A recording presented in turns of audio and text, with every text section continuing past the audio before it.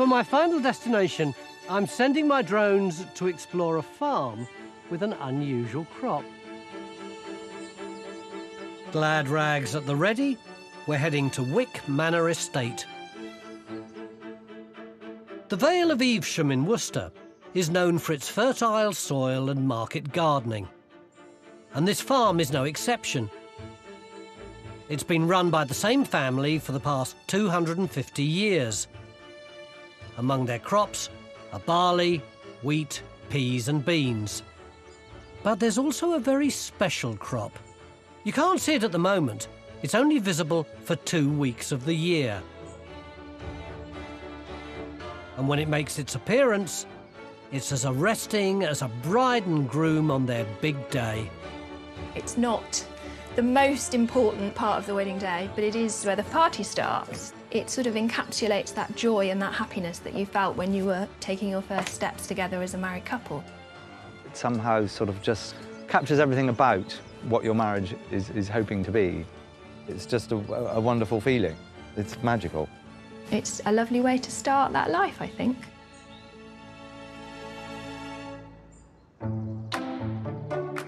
Charles Hudson and his team grow flowers for their petals, which go on to become confetti.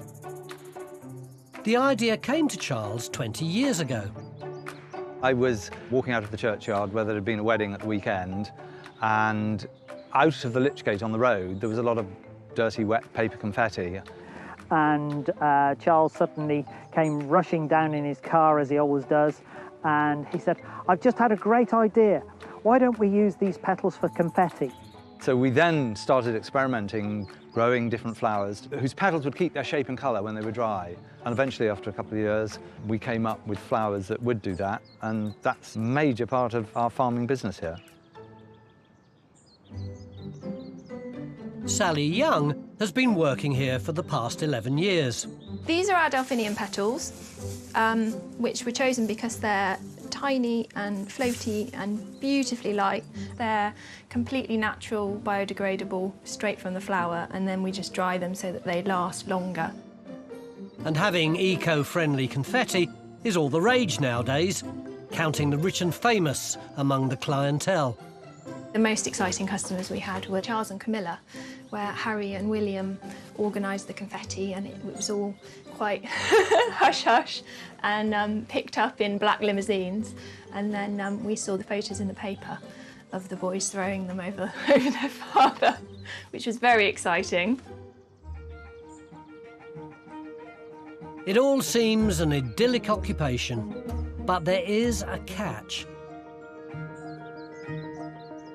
With just one harvest a year and a global business to maintain, everything hangs on the all-important summer bloom. When we plant the flowers, we obviously watch expectantly to see them emerge and hope that that's okay. And then they grow through the growing season and we care for them. And then, as they begin to rise out of the green field, one gets successively more nervous because the flowers are more exposed to risk and danger, to the weather, to rain. And as we suffered in 2007, we lost the whole crop to floods. It was just devastating. So the anxiety is caused by, each year we're hoping to harvest about £250,000 worth of petals. So that's what's at risk if the weather goes wrong on us. And we can't do anything about it. It's really frightening. With the summer wedding spike just around the corner when demand goes through the roof, it's an anxious wait for Charles.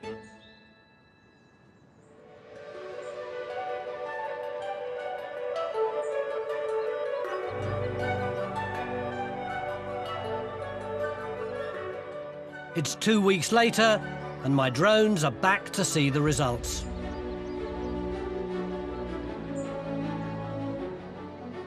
Every year, it never ceases to enthrall me when I walk down to the field and I suddenly see this blaze of colour that I can walk through, and it's literally like sort of walking through heaven.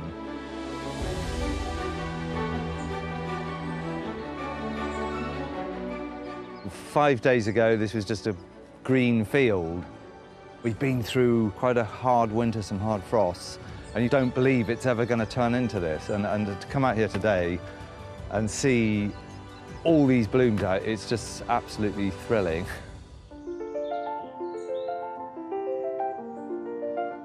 When I was a little boy, my mother gave me a flower bed and said, "This is your flower bed," and I was allowed to plant whatever flowers I wanted. When I began this project, when I finally got a field that worked, I said, "Oh, I've grown a few flowers." And he said, "Oh, well, I'll come up and have a look at them." And she arrived, and she couldn't believe it, and tears came to her eyes. She's not with us anymore, so it's a lovely memory and tribute to her. This floral tribute can produce 250,000 bags of confetti for hundreds of special events. We try and pick the petals with as little damage to them as possible because they're dried naturally, and we want them to keep their natural shape and colour, so they, throw well. It's a truly astonishing sight. And when turned into confetti, it quite literally scatters joy all around. Next time on Hidden Britain by Drone,